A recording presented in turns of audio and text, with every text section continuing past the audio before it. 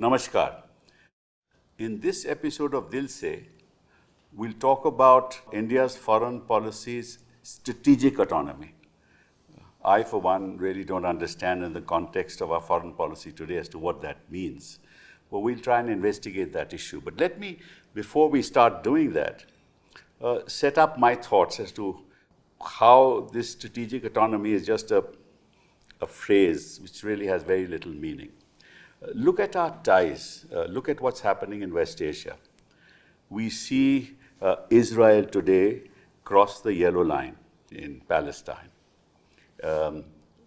They couldn't have taken more than 53% of that territory. Now Netanyahu says, I'm going to take over 70%. That's while the ceasefire is there. Israel has gone into South Lebanon, big time, and it wants to take over South Lebanon. About 1 million people have been displaced. And if you remember, when Israel wanted Iraq to be attacked, the US attacked Iraq. When Israel wanted Libya to be attacked, the US attacked Libya. When Israel wanted Syria to be attacked, the US attacked Syria. Wanted Iran to be attacked, the US attacked Iran. Iran was not an aggressor. Iran was not attacking anybody.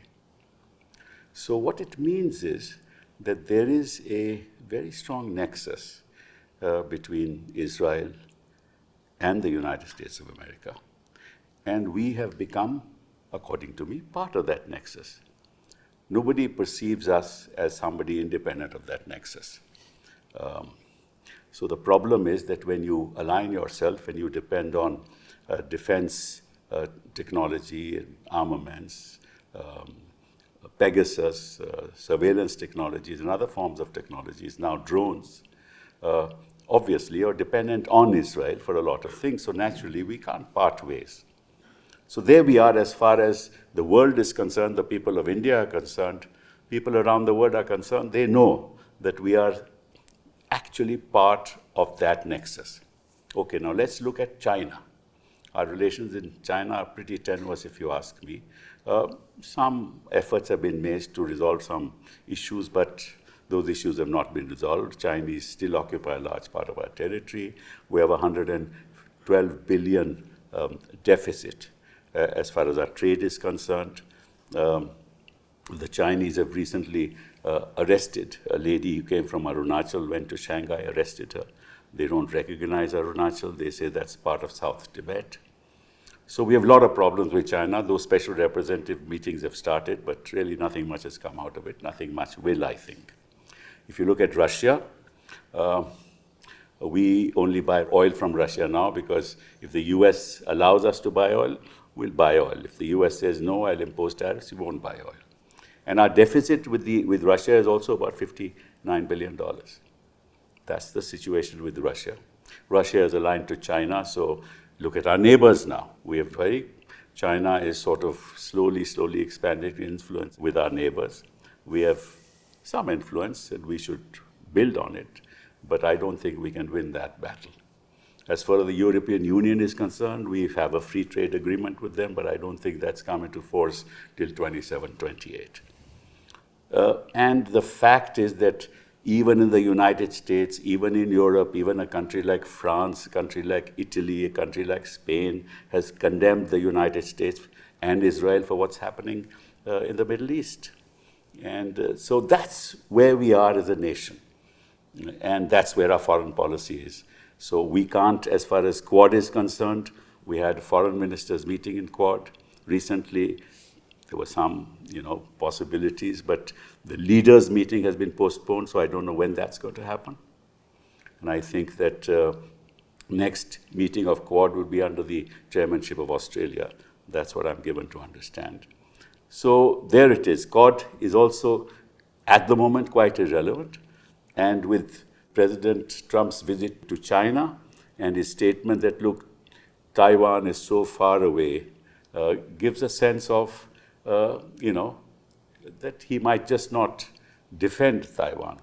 And his decision to give aid to Taiwan in terms of defense equipment, that also he has not confirmed. So there we are.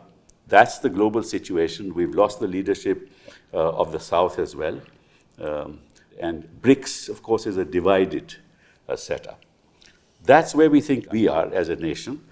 In that context, what do you mean by India's strategic autonomy? I have three extraordinary people who are going to help me decipher the concept that I may be dead wrong as to what this means. Shyam Saran, thank you very much.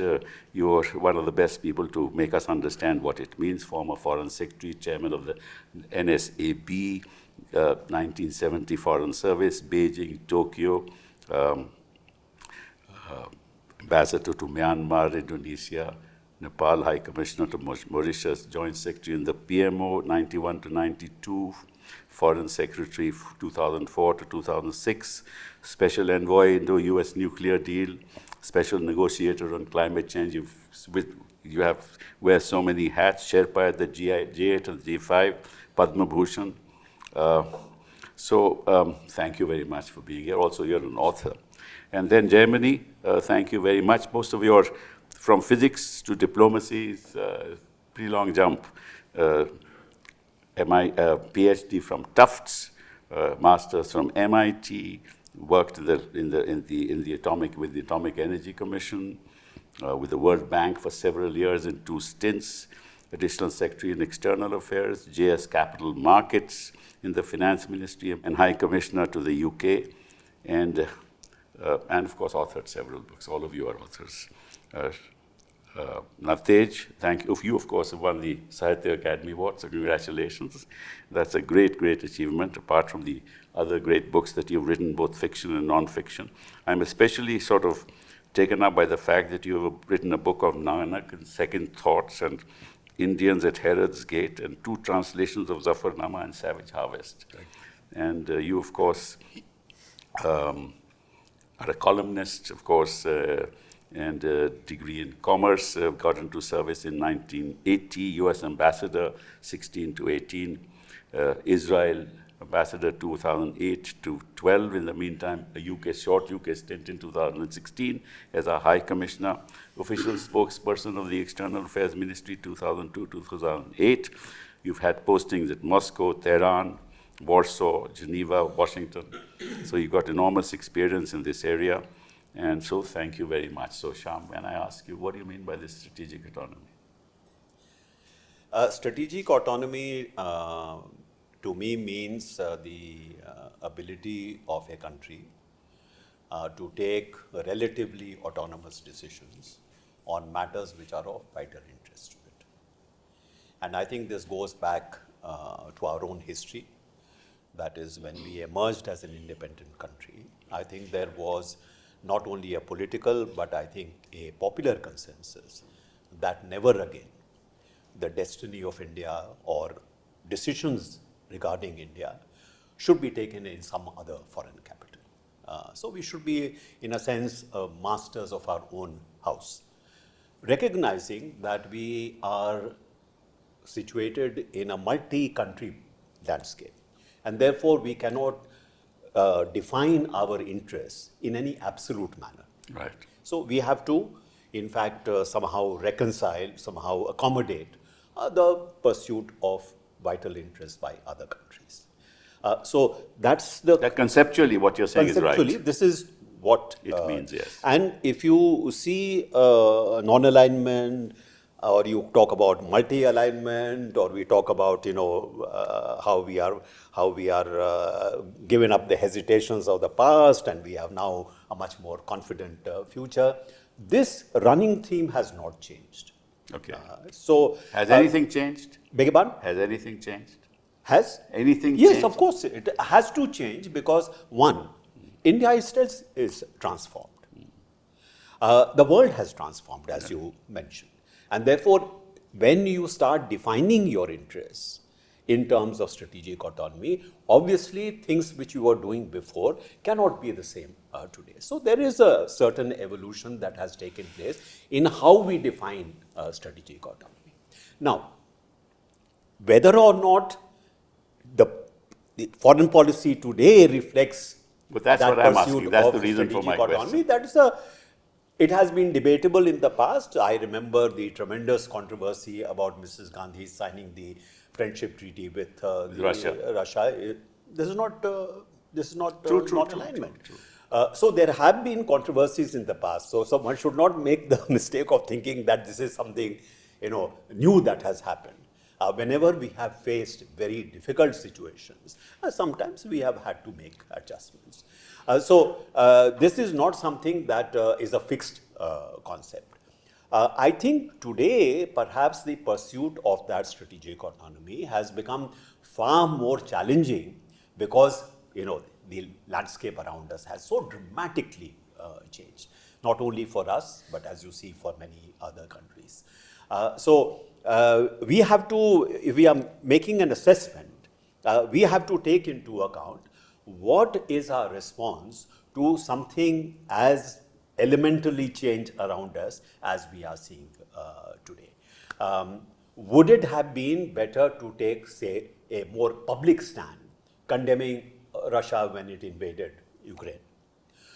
Would it have been better for us to stand our ground much more openly when Mr. Trump started putting pressure on us? Should we be more aligned, as we seem to be, with, say, Israel, with the UAE? Has this been something dictated by the kind of challenges that we are facing? And this is partly our response to that. Those are debatable. But I would say that, the kind of image that we have built up of being a much stronger nation, much more independent nation than in the past, that seems to be under some degree of threat. I mean, the credibility aspect is perhaps something that we have to really reflect. Because to me, as a professional diplomat, I don't know about my other two colleagues, but my experience in diplomacy has been that the most important asset that you have as a country is your credibility. That you think is slightly damaged. Credibility in terms of how you deal with adversaries, but credibility also how you deal with friends. So credibility, if it gets eroded, then the ability to pursue strategic autonomy, to me, then becomes compromised. Okay, now I know why you are the quintessential diplomat. and that kudos to you on that. So anyway, be that as it may, the problem is that in the past, and you've given examples about our statements when Russia invaded Afghanistan, right? Recently, the conflict that's taking place. We've not condemned Russia. But we haven't stood up. It's like this, that when Trump says, don't buy oil from Russia, right? Otherwise, I'll impose tariffs. We don't even have the guts to make a public statement. If the US says, okay, now I give you 1 month's liberty to buy oil, we don't say a thing. We condemn Iran for having bombed some of the places in the Middle East, UAE, others. We don't condemn Israel for doing what it's doing. We have long-term relations with the Palestinians. That's our old policy. We don't talk about the two-state solution. We don't talk about it. The kind of things that are happening in Lebanon, or the children, we don't talk about that. None of that. Somewhere, and I agree with you, that our credibility in the diplomatic world is somewhat tarnished. And therefore, our space for strategic autonomy has been narrowed down. So I want Jaimini, would you agree with me on that? Oh, definitely, our space has narrowed down in many ways, not just diplomatically, but also economically. But I want to mention what the Latin Americans say, only half in jest, about their foreign policy. They say, muy lejos de Dios, that means very far, we are very far from God, y muy cerca de Estados Unidos, and unfortunately too close to the US. So we can make up our mind, how does that apply to us? We are perhaps I don't know whether we are close or far from God, because that I don't want to get into any controversy. Nowadays we are very close to God. We want to be careful about that. But we are very close to China and Pakistan. And also very dependent on what is going on in West Asia. And I want to bring in not just the diplomatic part of it, but also the economic side of it. And we haven't really, all that was said a minute back about how we have not stood up for basic human rights of people in Gaza, I completely agree with, so I won't repeat myself. But you have a situation where some 30% of the oil that the world consumes comes out of West Asia. Almost, yes. And that's not going to change. That's about 85 or 90% of that production is impaired to greater or less extent. So where are we in terms of our diplomacy there? And you referred twice, I think, to buying oil from Russia. So I think it should be part of our diplomatic endeavor to convince the US that we can't not buy oil from Russia, unless, of course, the price that Russia offers it at is way higher than what we can get The from US says you buy oil from us, we've got plenty of it. as long as the cost, including the landed cost, that means plus cost of transportation and the nature of the oil, because there are all kinds of oils, some are heavier, some are lighter, what we require for the byproducts that come out of refining. I don't really know, I'm not technically qualified to talk about that, but we buy from wherever it is economically sound for us to buy. I'm including cost of transportation and the quality of the oil. But coming back to your question again, in terms of what I said about being close to Pakistan and China, you've already referred to the various issues that we have with China, but we have a formation called BRICS. There's going to be a summit, the BRICS summit in September. Only half in jest, some commentators are saying, well, Brazil is again too close to the United States. It has certain limitations in terms of its degrees But of it's freedom. spoken up against the US. Brazil has. On Gaza, they have Yes, spoken up more yes, than us. yes. But RICS, you know what the acronym RICS will signify? Russia, Iran, China, and South Africa. Right. I mean, this is the level of popular, should I say, not expert opinion, but popular opinion as how the world has moved and how India has shortchanged itself through its foreign policy to be actually replaced by Iran in BRICS in terms of the popular thought, not because of the substance. India is one of the founders of the BRICS movement. So, it comes as a surprise, and I must submit as a painful surprise to even see jokes like this cracked at our expense. So I would think that at this stage it's high time. I don't know whether you observed what happened in Singapore over the last 3 days, 29th, 30th, 31st. We had the IISS. They call it summit. It's not a summit, it's a think tank in London. So, but the Chinese sent only the Deputy Defense Minister, second year running. Of course, Mr. Pete Hegseth, not the Secretary of Defense, mind you, Secretary of War. So he was there. And it is useful to see how they see themselves in this area. They're talking about underwater drones to contain China. At the same time, Mr. Hegseth doesn't say a word about Taiwan. So they will accommodate China wherever it is convenient for them. So we should be careful and watch these developments in terms of our own security in the Indo-Pacific area. So it would be very instructive to go through the press conferences. The Japanese defense minister, whose father, I'm sure Mr. Shyam Saran will know much, much more about it because he served there, was prime minister somewhere in the first decade of this century. He said we are going to increase our defense expenditure to 2.5. Yes. Hegseth, of course, is talking about how, and they had the AUKUS meeting of the Australian defense minister, the UK defense minister, and of course, Pete Hegseth, and they talked about these underwater drones, so to speak, and they will be laying cables and they'll be observing and, if necessary, used for conflicts.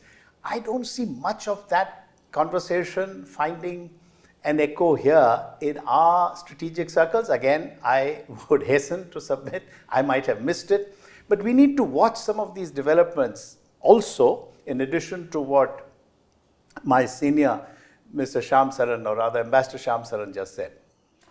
Navtej, What's the question? that's the question. Do you agree? Do you agree with Well, my there's analysis? so much has been said, yeah, and I think this is all perfectly in order. But I can come at it from a slightly different angle. I think as Ambassador Shyam Saran said, strategic autonomy is not something new. Some people say we called it non-alignment and we tweaked it to a different world. That's fine.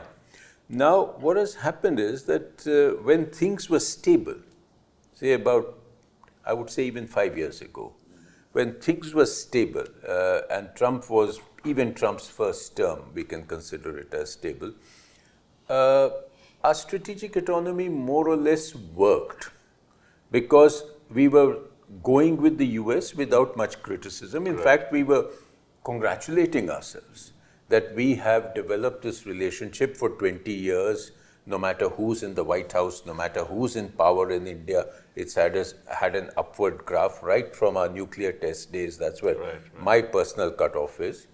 And we progressed through the nuclear deal and various other things, and then reached the major defense partner. We signed the foundational agreements, and it was not seen as a negative, neither in India nor anywhere else. And it was a sort of big feather, so to speak, in our cap. No, we're getting closer to Israel also. And we were progressively getting closer to Israel right from 92, formally. Yes. And having been there myself, I can say that those 4 years, we managed to develop our relationship, and before me and after me, with Israel, with more or less keeping our old position on Palestine. Right. And the Israelis had actually, as the Americans say, had baked that in. I used to periodically get hauled up to the Foreign Office and fired up, and then they'd joke about it. I'd say, we have a good relationship, but this we can't give up. And we had a much stronger position in the multilateral forum on Palestine, for instance. At the same time, what happened during that process is we neglected our Russia relationship. On China, we thought that being part of the US broad sort of partnership would help us bolster, at least in the maritime area, against China. Right. Somewhere we also lost out on our relationship in Iran. Right. Our Chabahar didn't really take off and various things, and sort of that went off the radar. Now, as I said, while things were stable, this looked fine. Today, when the whole chessboard has been thrown up and personal attacks by Trump, actually kind of vengeful attacks on India, have brought this into sharp focus that why did you do this? And I'm afraid it's going to take time to begin to stand up to Trump. Because I think we could have chosen the other way around. I mean, people in power would know why and when, but we have chosen the path of transactional foreign policy as against a value-loaded foreign policy, which used to be in some ways our strength. Now, very often that value-loaded foreign policy is begun to be seen as a weakness. So you say, I'm transactional, I'll get what I can from you, I'll get what I can from you, etc. And when you begin to think only of your problems, then you begin to narrow your space. So somewhere we had to perhaps be more vocal, not only on human rights, but also on other issues which concern the global south. But then we've been caught somewhere between trying to be part of the global south, trying to be a bridge from the global south to the north, and trying to also get to the big table. No, but we're a big country in this negotiation. We should have been part of the negotiating strategy to end the war, because we are not in that position, because we can't be. We have aligned ourselves so much with Israel and the Again, United it's States. a question of, one is that, but again, it's a question of how you perceive your vital interests, as was mentioned earlier, and then how do you begin to pursue them. Our vital interests in the Gulf and in West Asia are well known. We have energy, we have remittances, we have 9 million people, and all the rest of it, and a great hope of investment from the Gulf, from UAE, Qatar, etc., besides the energy, LNG and all that. But these were our major sources. A deep relationship has been developed. Now, whether that interest will be served better by blanking out on Iran and going fully with Israel, or whether that interest will be served better by again stepping up your, sort of normative statements, etc., and be able to play a role. So I think that is a choice which obviously was made. We decided to keep quiet and pursue those interests. And that sometimes looks like you've completely sided with one. And That's the public perception, I can say. That's the public yes. perception, and I think the real test will be once the dust settles on this. Once the dust settles on it, how do we pursue then our relationship with Iran? How do we then tweak our relationship with Israel? We should learn our lessons from how Israel is being perceived by the rest of the world. So how do we tweak that? I think we need to tweak that. I know Israel is a very important it's very partner, important, but so is Iran. So is Iran. I mean, there are several layers of your engagement with West Asia. It's not just defense, it's not just our money. UAE relationship with the UAE, for So example. UAE is very important. Very important for us. So you have the economic aspects, you have the security aspects, and you have the pure geography. You have the whole geography. You cannot afford to ignore Iran. Okay, let me, Shyam Saran, ask you a different question now. And that is that this conflict has hurt South Asian countries or South Asia much more than any other part of the world. In other words, our friends have hurt us more than they've hurt anybody else, right? Energy in terms of our oil, in terms of gas, LPG. Now, Fertilizers too. Fertilizers, agriculture, no, medicine, right? Pharma, big time. Now, if our friends are hurting us the most, at least we should be able to convey to our friends, look, this war is hurting us the most. Your policies are hurting your real friends, and we are your partners. At least that we should have sent people saying that, look, why are you doing this? At least some public statement. Am I right or am I wrong? More than public statement, I think you have to acknowledge the fact that what your friends, so-called friends, have done has really pushed you to the margins. Exactly. Pushed you to the margins of a region, as Navtej said, is very vital to our interests. So when I was talking about vital interests, here is something where you really have vital interests, energy. But more than that, the safety and security of your own people. Yes. You know, and of course, without any doubt, this is our Western security flank. Yes. You know, so we cannot in any way get away from the fact that what has happened has really pushed us to the margin. Now, my view is that this was due to a miscalculation. Okay.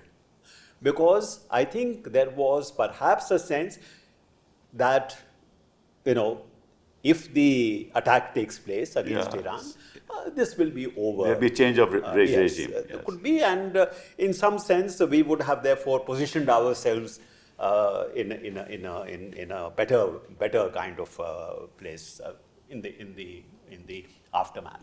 That did not happen. Now, when that did not happen, then even in transactional terms, you should have started trimming your sails, you know, because of the very major interests involved. I think in that respect, we have been, maybe because it has been somewhat confusing, the situation that has emerged, and therefore the kind of agility that there should have been in dealing with it has not been there. I think, for example, the failure to even get a condolence message. Yes. When the supreme leader was killed, I think that played very badly. Played very badly not only with the Iranians, but it played badly all around. Because that's not something that India does. That's true. You know, so I think there is one is a reputational damage, and the reputational damage, even if it is intangible, I believe it is still important. You know, and the second is the real, you know, undermining of your interests and finding yourself at the margin where you do not seem to be able to play a kind of role to deal with this. This is not a happy situation to be in. So I would say that yes, one can accept that, look, we have been faced with a situation which virtually every country is groping, Yes, absolutely. and doesn't know. So why do you think that we should be an exception? Maybe up to a certain point that is true. But this is where what Navtej mentioned about transactionalism. I have written about Yes, of course. the limits of transactionalism. Yeah, I read your piece the other day. And yes. so even in terms of a pragmatic foreign policy, I think it is beginning to appear that this business of, look, we have to look after our interests. Others are looking after their interests. We should be very, sort of bloody-minded about this. This is our interest. We will fight for those interests. I think we are beginning to realize that that does not necessarily become a effective foreign Pay policy. dividends, yes. Of course. So some degree of rethink, I think, is really important, because the situation is not going to stabilize. That's right. For quite some time to come. So we are going to be facing a much more fluid situation around us, much longer than perhaps we realize. And therefore, how do we locate ourselves in this kind of a situation? This is very, very important. And I'm not very sure that we are actually heading in that direction. Jaimini, you're an economist also, so I want to turn this into, your thoughts on the economic side of it, because we are dependent on the United States of America big time on our exports, right? And because of that dependency, the only country we have a big surplus with is with the United States. They imposed 50% tariffs. Now, of course, it's 18%. Now, if our textile sector, our gem sector, our IT sector, pharma sector are all dependent on exports to the United States, we have no choice from an economic standpoint, because we have a deficit with China, deficit with Russia, except to toe the line of the United States, because our economy, we have not taken really care of our economy for a long period of time, right? And our GDP is even less than the GDP, per capita is less than the per capita of Bangladesh. That's what we've come to, in between Bangladesh and Myanmar. That's our situation today, which is very sad. Maybe that's what's affecting our foreign policy and our choices. Definitely, it's a constraint, but it's also a question of how you go about it. I just read a report from the Reserve Bank of India, which says that they are anticipating that borrowers will not be able to pay back in the way the contracts have been laid out. I'm talking about a very recent report. RBI is already sounding a note of caution. I mean, Yes. I'm adding to what you said in terms of our dependencies, but that is, of course, related to the conflict. Because this is an additional burden on us, what is going on in terms of the rise in prices of fossil fuels and shortages which will come to hit us over the next 2 years. But the rest of it, I don't think, because just as we are dependent on selling services more than goods to the US, they are also dependent to that extent, their private sector. It's part of foreign policy Yes. to be able to convince their private sector, which wields enormous clout, as we know, particularly with this administration. I don't know whether we have done enough of that, because it is not just to go and meet people in State Department. You also need to meet people across the board as far as the top CEOs are concerned. And I don't think our situation is as vulnerable as it is made out to be, that we cannot speak up in terms of what You say despite this, we can still have enough we can space to speak up. I mean, this is because it's a mutual dependency. They don't buy from us because they love us. They buy no doubt about generics. They buy generics from us because they're cheapest. He didn't impose any But tariffs we get generics from China now. as you know. No. We get the APIs. API, yes. The API from China. imports, which we used to make Yeah. in the first Yeah, now we get it from China. first 5 years of this century, we were self-sufficient in Yes, APIs. yes. But because some of these things we can do domestically, why are we not making APIs? And on their side, there is a huge lobby which will say, no, we need the Indian generics. and we motivate, we get their support, etc. And Trump is not there forever. I don't know whether he will be the kind of president he is after the November congressional elections. I'm not saying that we should put our eggs in that basket and hope that we shouldn't say ab ki baar bhi Trump sarkar. That, of course, is now history. But you asked me on the economic side, I think we, as a large exporter, also of certain goods and services to the US, also have a certain amount of political clout, if not clout, at least say in that system. And we haven't used it enough. And here I'm going to say something very controversial. I think, because a lot of my colleagues have their children in the US, we have another kind of dependency on the US. Because you might have noticed that he's made all controversial is the truth, no? Truth is never controversial. Okay, if you say so. Satyameva Jayate is our national slogan. Right. So you have the national education policy, but it only works for Indians, not the ministers and not people in power, right? No, the thing is that we don't like to talk about it, but there is a certain group of people who are in high positions or were in high positions whose close relatives are settled in English-speaking countries and quite often in the US. They don't know Sanskrit, do they? For all I know, they also know Sanskrit, and their children do very well in the spelling contest. They spell bees. They always some person of Indian origin who wins it. Usually a second or a third generation person. No, what I'm saying is that, we need to be frank about these things. That's and right. Say, frankness is also necessary in diplomacy beyond a point. You cannot constantly be, massaging everything.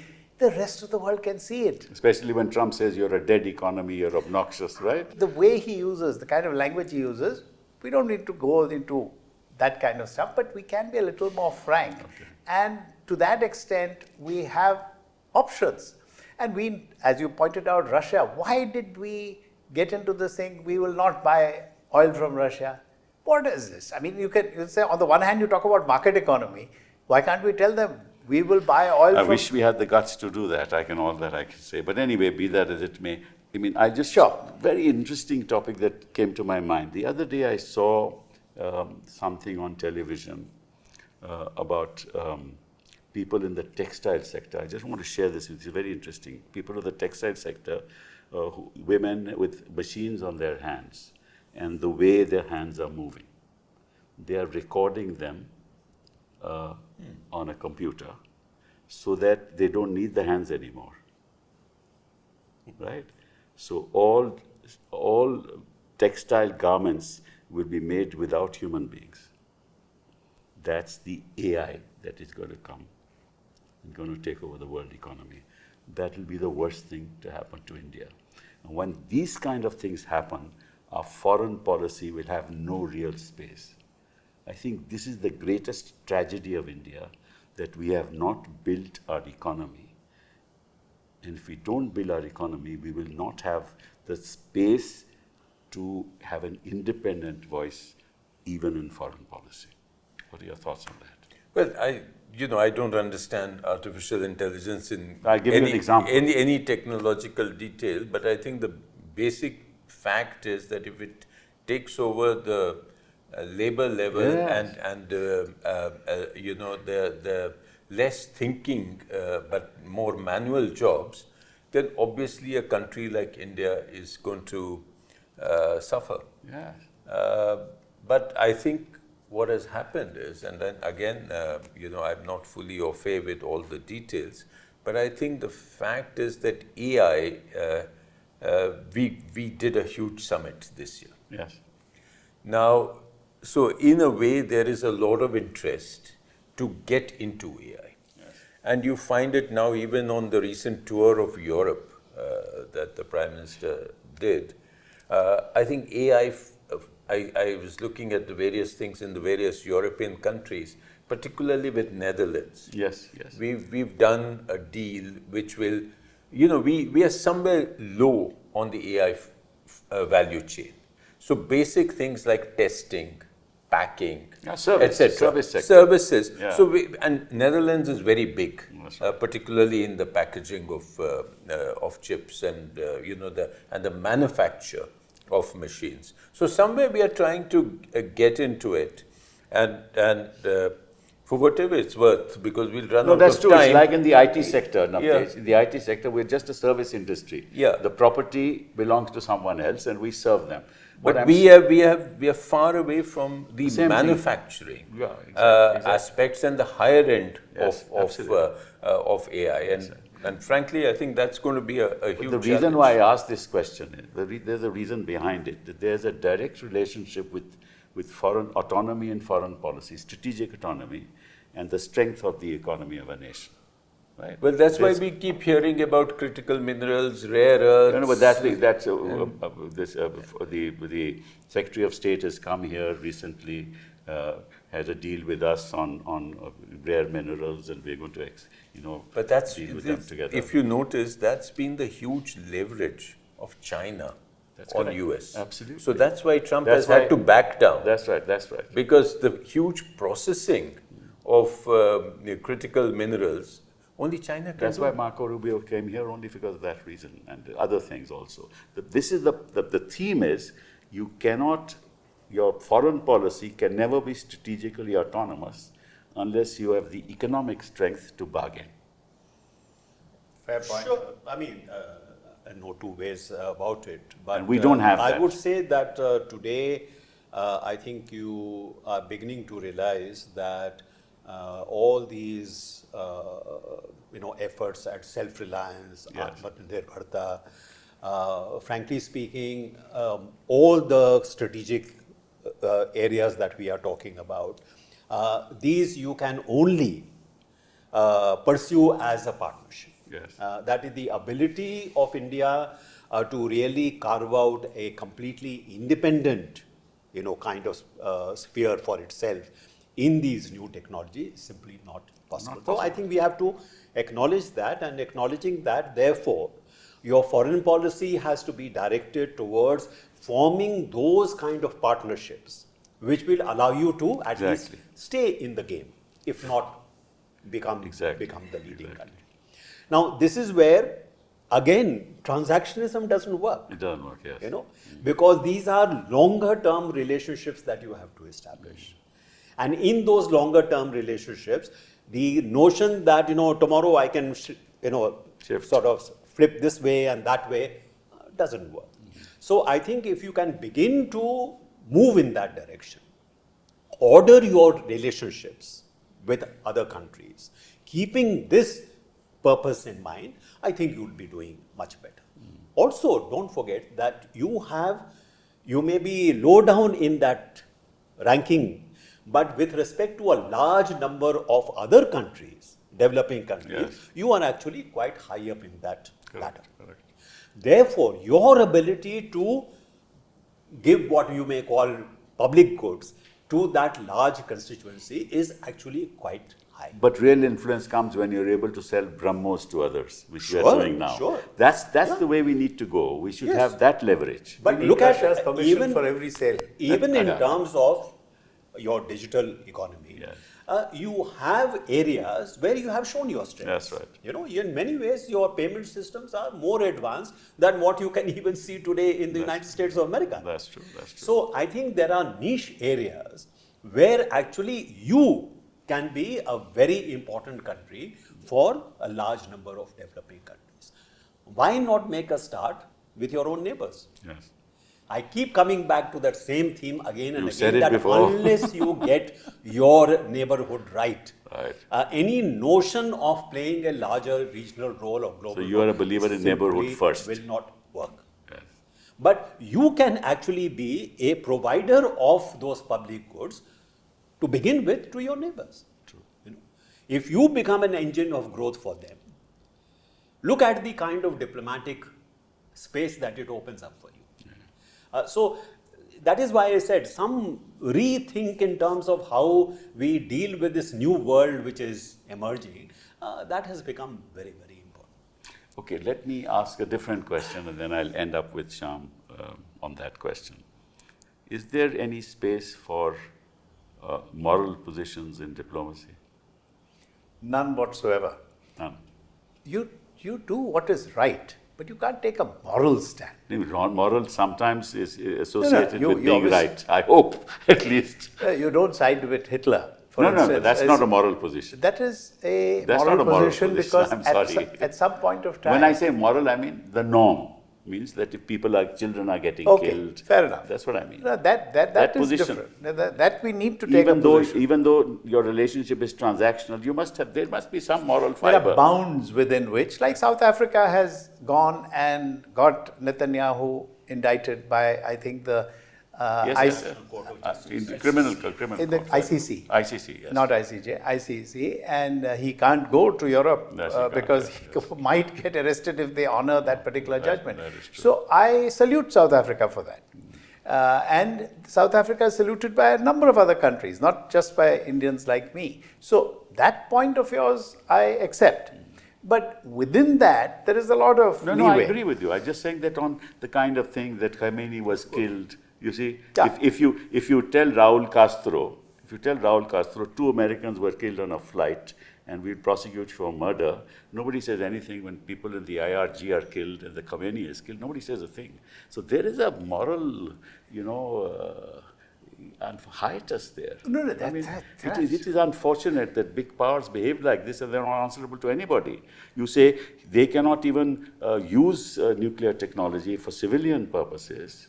And Israel is not part of the NPT, and yet they have a nuclear No, you're power. absolutely right. So you don't say a thing about that. So I think there is a moral you're absolutely element. right. What Absolutely do you right. say, Navtej? No, I see in international relations, the moral code is laid down. Yeah. It's laid down in the UN Charter. It's laid down in the Geneva Conventions. We should uphold those. And that is where our strength has always been. Yes.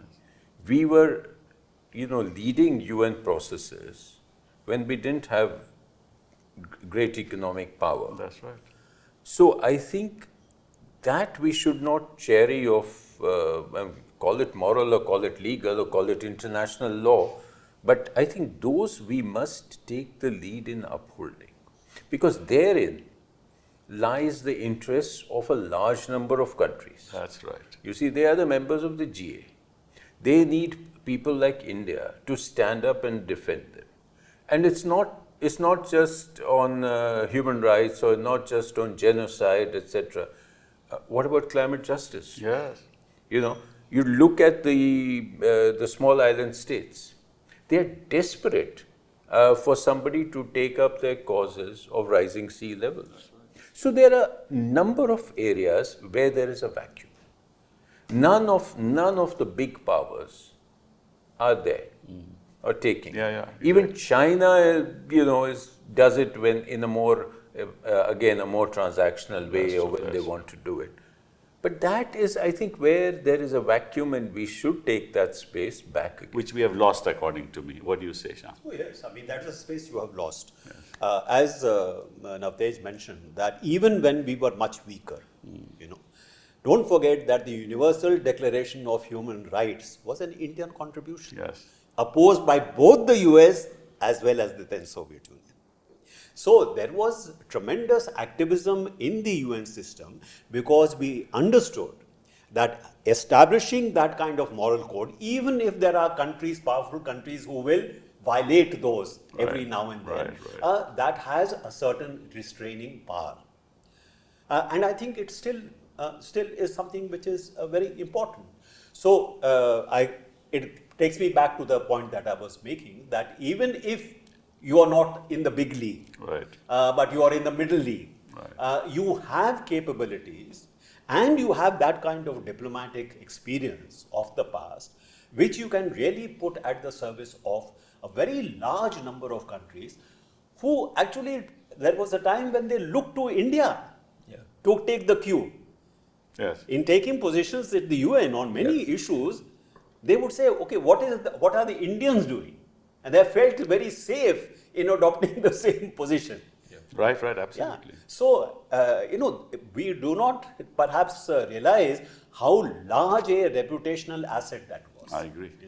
So, if we can somehow, start coming back to that kind of position, I think it will be to our advantage. This whole business of, seat at the high table and, being amongst the big guys, I think that has been premature.